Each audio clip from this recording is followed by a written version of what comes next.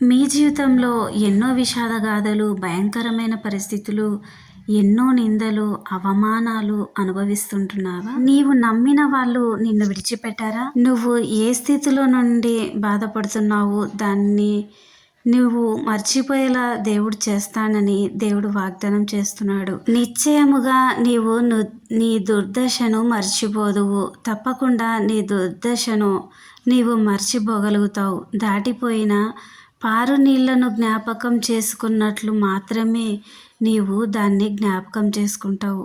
పరిశుద్ధ గ్రంథము సెలవిస్తుంది, పూర్వము కలిగిన బాధలు నా దృష్టికి మరువబడును, అవి నా దృష్టికి మరుగవును. నీకు ఉన్న ప్రతి బాధ కూడా మెరుగు చేయబడుతుంది. నిన్ను నీవు పరిపూర్ణంగా దేవునికి అప్పగించుకో. దేవుడు నిన్ను హృదయానందంతో నింపుతాడు. మనము యోసేపు గారిని జ్ఞాపకం చేసుకుంటే ఇతని పూర్వస్థితి ఎంతో బాధకరం. సొంత అన్నలు అతనిని అపహసించి అతనిని గోతిలో త్రోసివేసి రాళ్లతో కొట్టాడు.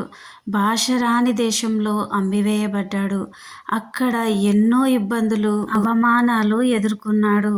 అన్నింటినీ ఓర్పుతో సహించి దేవుని ఆశ్రయించి ఆయనపై ఆనుకోవడం వలన తన యొక్క దుర్దశ సమస్త బాధల నుండి మరిచిపోయేలా చేసి అతనిని ఉన్నతముగా దేవుడు ఆశీర్వదించాడు.